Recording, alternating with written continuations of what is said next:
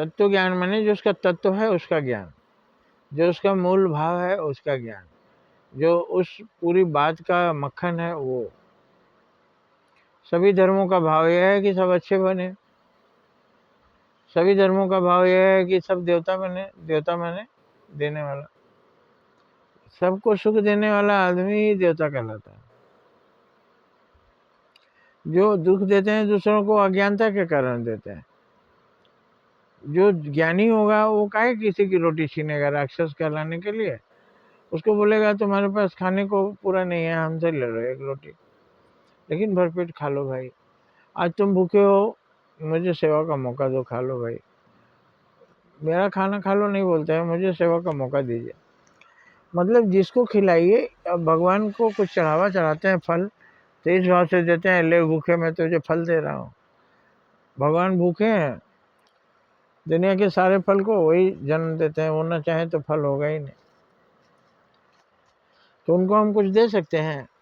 नहीं दे सकते हैं, इसलिए विनम्र भाव से देते हैं कि भगवान मेरे पास जो पुष्प है समर्पित कर रहा हूँ, आप स्वीकार कीजिए। इसी तरह से किसी को दीजिए तो समर्पण भाव से दीजिए, सम्मान के साथ दीजिए, विनम्र भाव से दीजिए।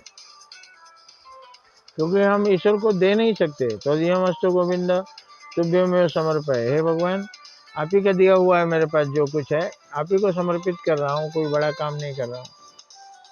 इस भाव से दीजिए और देवता बनिए। देवता तो आप समझते ही हैं पूज्य होते हैं। तो आज जब देंगे, लोगों को मदद करेंगे तो आप पूज्य हो जाएंगे। देवता, देवता माने पूज्य।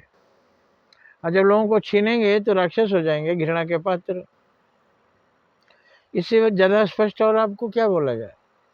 तो आप सम्मानजनक कार्य कीजिए। जिस सम्मानजनक क्या होता है, जो काम करने से आपका सम्मान बढ़े। तो किसी का रोटी छीन लेंगे तो आपका सम्मान नहीं बढ़ेगा, किसी को रोटी देंगे तो आपका सम्मान बढ़ेगा। इसलिए लोगों की मदद कीजिए, देवता बनिए, पूज्य हो जाएंगे, देवलोक जाएंगे, ब्रह्मलोक जाएंगे, भगवान के पास पहुंचेंगे। जय हिंद, जय भारत।